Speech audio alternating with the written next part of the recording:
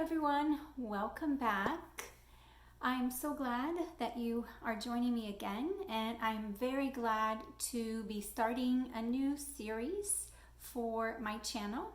So welcome back to my channel, welcome back to the Autism Toolbox. My name is Paredes, and here I hope to share a few of our experiences with autism and hopefully help you as a family try to come up with some different things that you can do with your child at different situations. So this particular series I want to talk about is holidays. Holidays can be a very stressful time when you have a child with autism.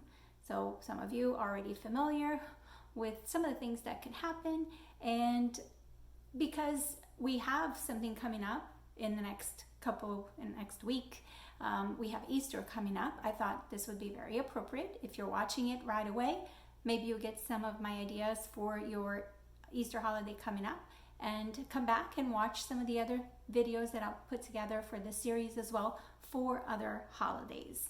So let's get started.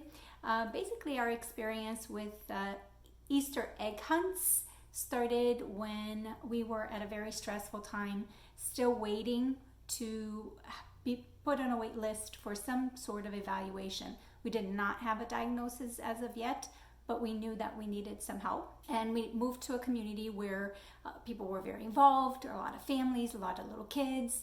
The neighborhood was still being developed. So in the middle of the neighborhood, there was a little hill, and it was a grassy hill with a gazebo at the top. Families started communicating so that we could donate candy-filled plastic Easter eggs, so that on a particular day of the week before Easter, we would get together and the kids would have hopefully a fun time picking up the Easter eggs and so forth. Unfortunately, it was kind of a disappointment for us, so we basically ended up with something like this, right? A lot of running around, a lot of not knowing what was going on, and in the end, pretty much, nothing in the basket.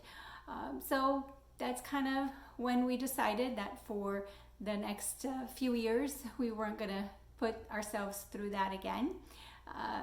You may think differently. You may be the kind of person that you do want to try and blend in with your community and participate. And some of the ideas would be to talk to your organizers, maybe separate a section of the Easter egg hunt for children such as yours, if you have a child with autism or other types of challenges, so that you can still participate, but in a modified way. I didn't do that.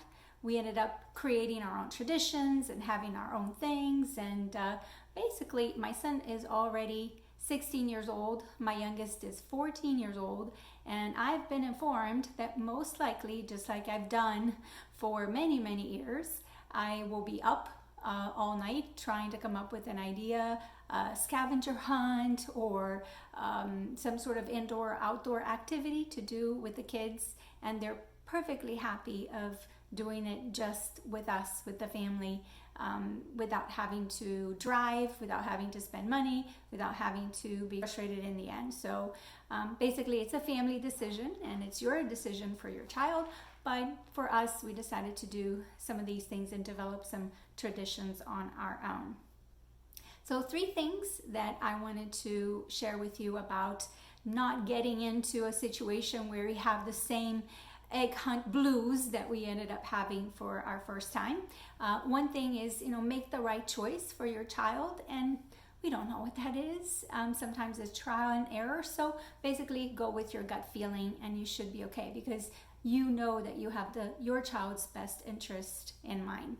Number 2, set some goals, live by your priorities. So maybe you can use an event like an Easter egg hunt to develop certain skills for your child, some tolerances for noise level or commotion, some things, and you just take it one step at a time, one milestone, one goal at a time. So maybe take that and use it to your advantage. And number 3, have fun with your child, and that's exactly what we try to do.